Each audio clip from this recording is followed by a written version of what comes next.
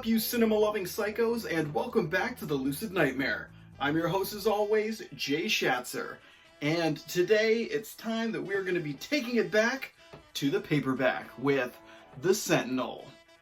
Great combo here, and we are going to go into depth about the ins and outs, the differences between the cinematic effort and the novel that it is based on, and it's going to be some great stuff, so let's get it started.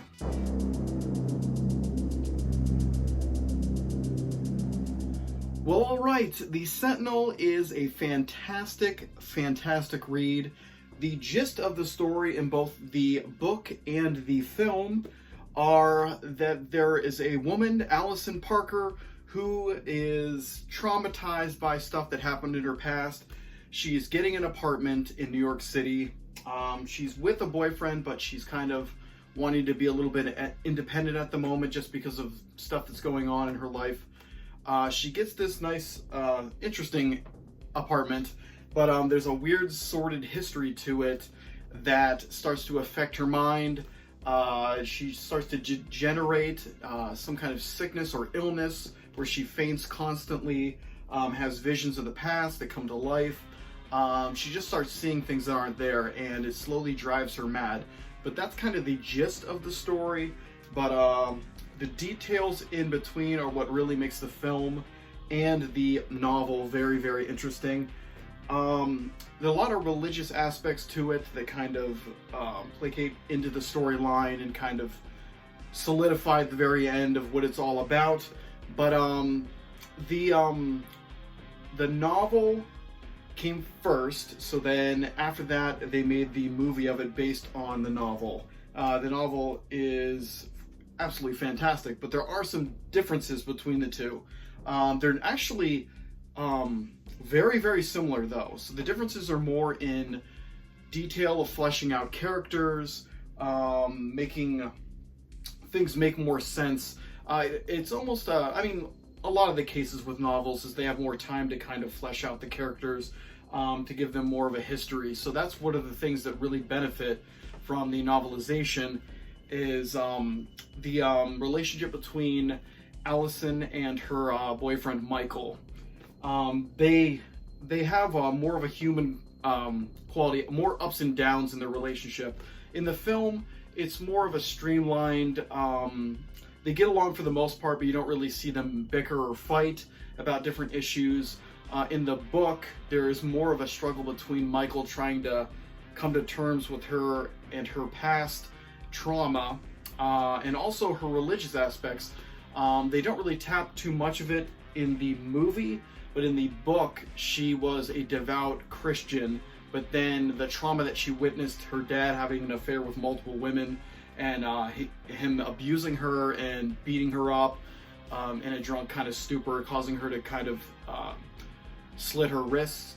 That stuff is fleshed out more, and the Christianity aspect, when Michael learns about it, when she comes back with her father's cross after the funeral, he's more off-put by the idea, not because I mean, he's not a believer, but the idea that he's been with somebody for 2 years and he didn't even know this aspect of her, that she was a religious person and that her family came from religion, is an off-putting subject for him, and there's a lot of bickering and fighting that come up between the whole story. That it's a battle that they both kind of struggle with. So that was an interesting kind of detail that wasn't really fleshed out in the movie. They kind of skimmed over it. Whenever the cross is mentioned, he's just like, oh, there's the cross. You know, he doesn't have a really big reaction to it like he does in the books. In the books, he gets pissed off, and there's always a kind of a fight. And I like that aspect of, it's a more natural relationship. It's not all peaches and cream. It's there's nuances to a relationship. They have fights about different of opinion, and I think that's a really interesting way of making them feel more natural and genuine. The movie does a good job with it, but it's more a streamlined version of it. They don't tackle certain subjects, but in the book you really do feel that though they are opposite ends of certain subjects, that they do really care for each other, and that kind of makes Michael's character more endearing, that he's willing to sacrifice a lot of himself to kind of help her and kind of bring her back from the brink. But that's a lot of the Michael character is kind of fleshed out a lot more in the book. There's inklings of in the movie that he is kind of a shady character, or at least in his past. He's a lawyer, so he's done a lot of shady things to kind of get to the position that he's at. And a lot more stuff with his ex-wife. The whole trauma that came from there is that Michael's ex-wife supposedly killed herself after she found out about the affair of him and Allison. And Allison, that was when she attempted her second suicide attempt, was after she learned of the death of Michael's wife at the time. So there's a lot of like shady undertones of in the film that Michael had a hand in her death, in his ex-wife's death.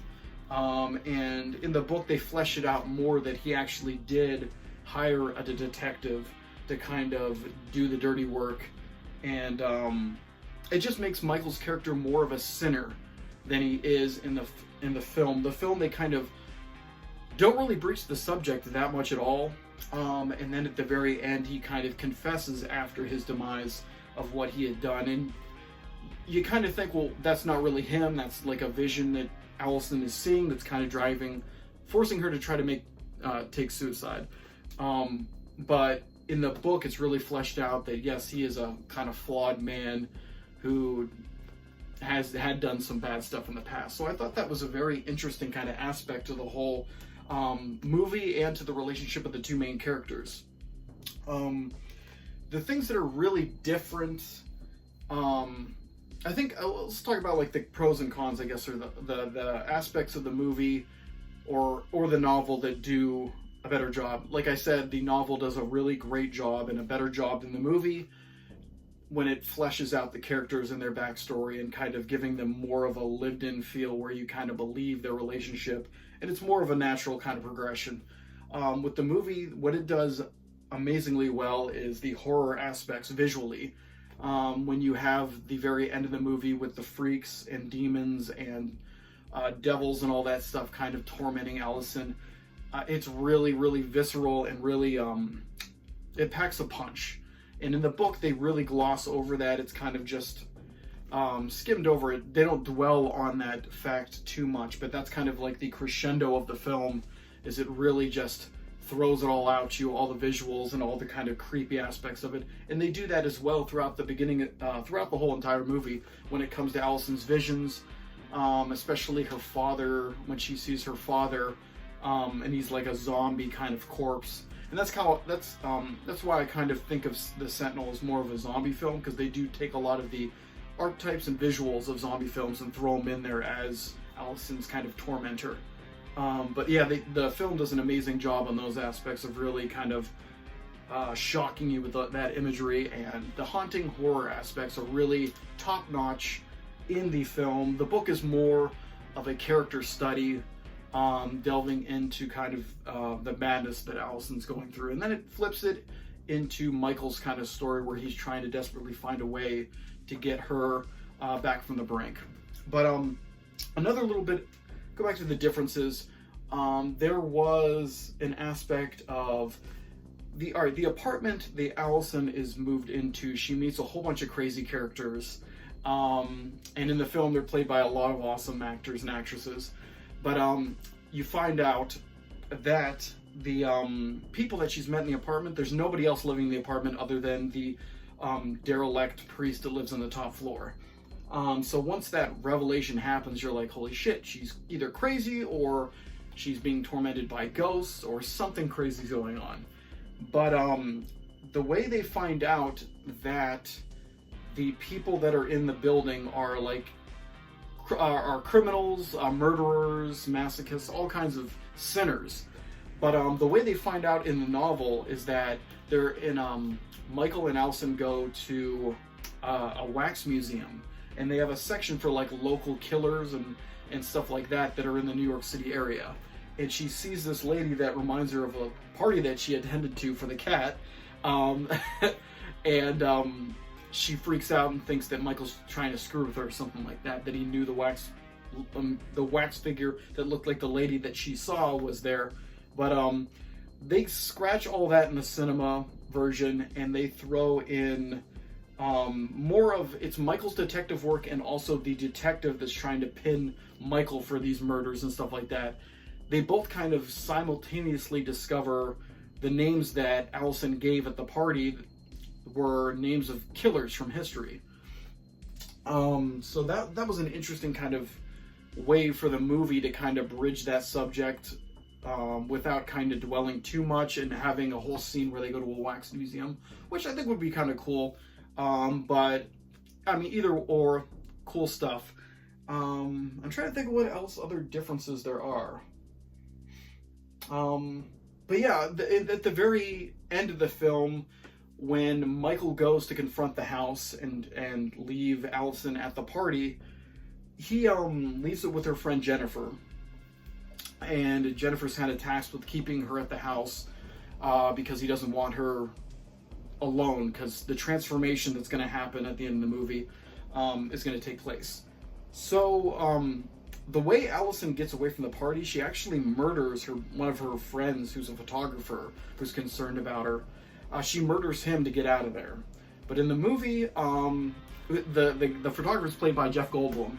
He announces his concerns about how Allison's looking to Michael, but he never really interacts with her too much, and she kind of disappears on her own from the party. So I don't know why they didn't include that murder part in there, but it's a lot of cool, interesting differences. They don't really change the flow and overall moral tone of the film, but it is a weird little difference of, I always wonder why the decisions, what made them not want to put that scene in, because I don't think that would have taken up too much time.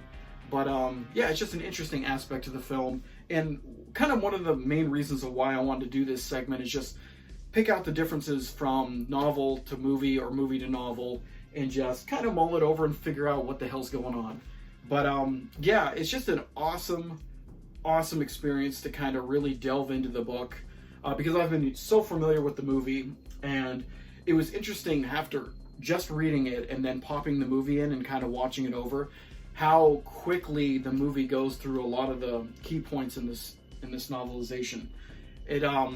I think the movie flows perfectly as it is, but I love how it just kind of, you get to go a little bit further with the books and kind of get more dialogue.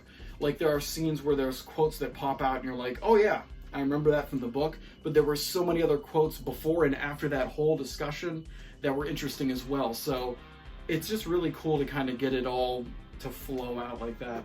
But yeah, like the cast for the movie is amazing. I can't remember the actress's name, Christina something. But Chris Sarandon plays Michael. Burgess Meredith plays the Chasen or something like that.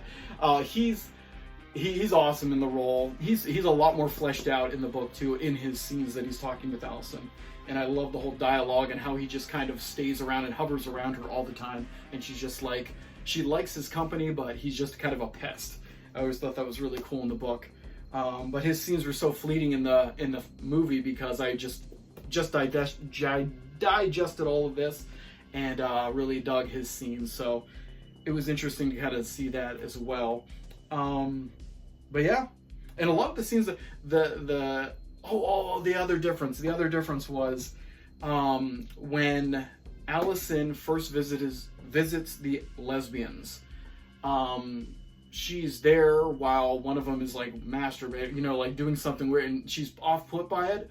But at the end of that scene in the book, there's a whole confrontation with one of them where she's struggling with them on the floor, trying to get out of the apartment, and they're pretty much just trying to keep her there. And it's a really frightening scene, very tense.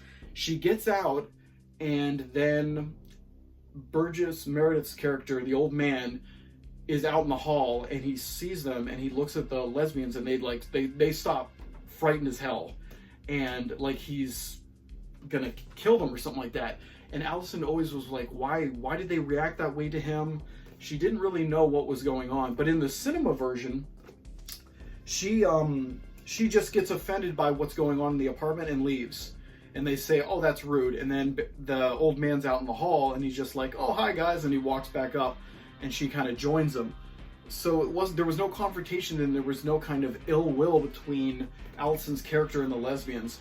And that changed also at the party, the birthday party for the cat. The lesbians are at the party, but in the book, they aren't at the party, because at that point, they're a confrontational kind of aspect with Allison's character. So to have them at the party would have made no sense at all, because she didn't want to be around them in the first place. So yeah, there was just cute little weird differences that don't really change the overall scope of the whole story, but it does kind of question why they did it. But it's just interesting. I love the little details that kind of make things just, they kind of throw you for a loop, and you don't really know what to expect. That's why I'm looking forward to a lot of these novelizations, to see what other things have changed, because I'm so used to movies. It's just nice to see a little bit of, it's almost like living in a bizarro world or something, where something's just slightly off and you can't really tell, but it's really awesome. And this was an amazing experience to kind of read this and go through, because this has been one of my favorite movies. I've loved it for a long, long time. It's one of the movies that I kind of branched off from the mainstream stuff and really got into just under the radar kind of strange films. But yeah, this was a treat. But hopefully my jabbering on made somewhat sense. Hopefully it wasn't too much spoilerish, because I don't really know how much I'm supposed to devolve of the actual story, because I don't know if I want to just introduce people to this, or if this is for, these kind of videos are for people that have loved the movie and want to know the difference between the books. So it's kind of a weird balancing act that I'm trying, and this is the first video, so we'll work on it and see what you guys like, what you guys want to know about. If you want me to just divulge the whole kind of thing and say it's like a spoiler warning in the beginning, because I was kind of vague on what the whole story really is about. It's pretty, well, now that we're at the end of it, people probably haven't made it this far, but yeah, Allison is being groomed throughout the whole movie to be the new Sentinel, guardian who stands at the gates of hell and holds back the evil. So it's a very interesting story in that aspect, and it's a tragic story that has a good ending, because she does not commit suicide again, but she is kind of lost, because she's going to be the guardian at the gates of hell for however long until the next one comes along. So it's kind of screwed up. It's a very screwed up ending, but in a sense, it's a happiest ending that could have come from that story. But the Sentinel, awesome stuff. But guys, hope you enjoyed that one. I hope it wasn't too sporadic and all over the place, but that's kind of me. So hopefully you were able to follow my logic and my mindset, and hope you gained a little bit of knowledge about the movie and about the book, the differences, and just the whole thing. But that's it for me. I will see you guys the next time I'm in front of a camera talking about movies, and at the next Lucid Nightmare. So see you later, and take care. See ya.